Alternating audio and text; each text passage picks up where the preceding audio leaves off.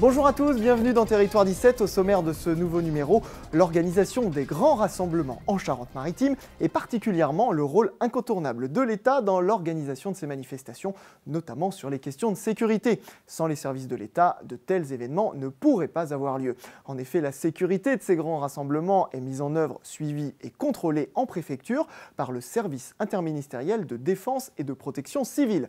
Sachez tout d'abord que certains lieux, comme des salles de spectacle ou des enceintes sportives, sont habilités tout au long de l'année à recevoir du public. Ces lieux font l'objet de visites de sécurité régulières, mais ne sont pas soumis à ces dispositifs particuliers. Mais la Charente-Maritime, département très touristique, accueille de nombreux grands rassemblements ponctuels, particulièrement pendant la saison estivale. Et pour ces événements, les services de l'État doivent être sollicités.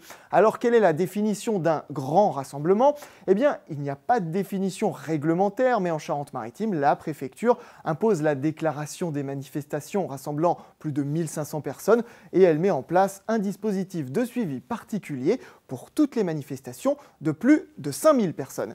Ainsi, en 2012, une vingtaine de grands rassemblements se sont déroulés dans notre département et ont donc fait l'objet d'un suivi par les services de l'État. Parmi eux, on se souvient de la mise à l'eau de l'Hermione, à laquelle ont assisté 60 000 personnes à Rochefort, Violon sur les sables à Royan et ses 100 000 spectateurs, ou encore les Francopholies de La Rochelle qui accueillent jusqu'à 12 000 personnes chaque soir sur l'esplanade Saint-Jean-d'Acre et 130 000 festivaliers en tout. Alors justement, Frédéric Charpaille, vous êtes l'un des responsables des Francopholies. Comment travaillez-vous en amont de votre manifestation avec les services de l'État ? Alors, les services de l'État sont très impliqués dans la préparation des Franco, puisque dès le mois de janvier, on travaille sur les propositions d'aménagement et des plans. Et donc dès janvier et février, on fait des premières réunions pour non seulement valider le dispositif, mais en plus voir l'ensemble des nouveautés d'une année sur l'autre, de tout ce qu'on met en place et de tout ce qui pourrait poser souci en termes de sécurité et d'accueil du public. On fait rapidement des plans définitifs que les services nous valident au mois de mars, au mois d'avril. Et à partir de ce moment-là, ils viennent au fur et à mesure sur le montage vérifier tous les jours que ce qu'on leur a présenté est conforme et nous permettent d'avancer tous les jours en termes de sécurité et d'accueil. Ce dispositif mis en place nous permet donc d'avoir des commissions de sécurité d'ouverture qui se passent plutôt bien, qui servent à juste finaliser et ajuster un petit peu les petites choses qui n'auraient pas été tout à fait conformes, mais ça nous permet d'avoir des commissions assez sereines. Merci Monsieur Charpaille et cette commission de sécurité qui fait donc sa visite d'inspection quelques heures avant l'ouverture du site au public est composée de représentants des services suivants: la préfecture, le service départemental d'incendie et de secours, la direction départementale des territoires et de la mer et la gendarmerie ou la police selon la zone d'intervention concernée. Le maire de la commune ou son représentant est également présent. Enfin, cette commission de sécurité est présidée par le préfet ou un sous-préfet. À noter que tous les frais relatifs à la sécurité sont pris en charge par l'organisateur de l'événement. Dans le cas des Francopholies de La Rochelle, les dispositifs de sécurité sont au fil des années maintenant bien connus et bien en place, mais certaines manifestations rassemblent des milliers de personnes dans des lieux qui ne sont pas toujours prévus pour accueillir du public en grand nombre et où le danger est donc potentiellement plus important. Dans ce cas-là, des dispositifs de sécurité particuliers et d'envergure sont mis en place, comme vous pouvez en juger par vous-même actuellement, Élise, sur le vieux port de La Rochelle. Et ça a l'air d'être un peu la mobilisation générale, ça fait pas un peu beaucoup là quand même, Élise ? Mais qu'est-ce que vous croyez, Nicolas? On attend 60 à 70 000 personnes. Il faut bien que les responsables du secours soient au plus proche de la foule en cas de problème. Alors là, je suis avec Monsieur Cruchant, qui est directeur de cabinet du préfet.